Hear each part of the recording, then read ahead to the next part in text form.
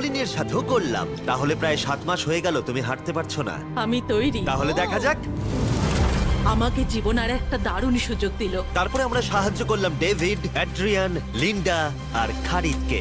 কিন্তু সত্যি কথা বলতে আমরা এগুলো করতেই পারতাম না কিছু অসাধারণ মানুষের সাহায্য ছাড়া।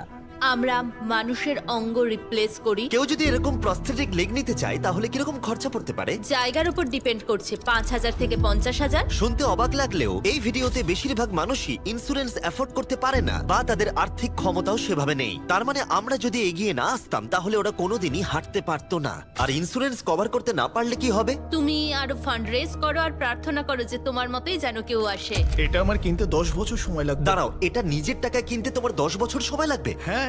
এটা তো চ্যান্ডলার!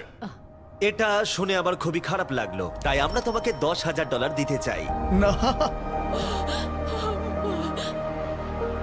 এটা আমার জীবনের সেরা মুহূর্ত, আমি কোনো দিন ভুলবো না। আমরা পাশে আছি।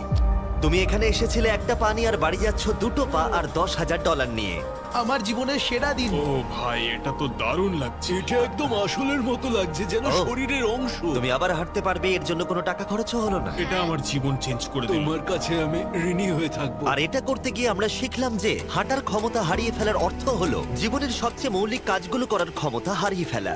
আর এটা গ্রেগ খুব ভালো করেই জানে। এখন আমার কাছে কোনো কাজ করা খুবই কঠিন। আগে আমি আমার পরিবারের সাথে সারাদিন টেনিস খেলতাম, এখন আমি একটু দাঁড়িয়ে রান্না করতে পারলে খুব খুশি হব। ঠিক আছে, দেখা যাক তোমার নতুন পা কেমন ফিট হয়। ঠিক আছে, ও এবারে উঠে দাঁড়াচ্ছে। আরে, উঠে ওনাকে দাঁড়িয়ে দেখো। খুবই ভালো লাগছে। দারুণ! দারুণ। ওহো, তোমার কেমন লাগছে? সত্যি কথা বলতে তুমি আমার হাসি ফিরিয়ে এনেছো।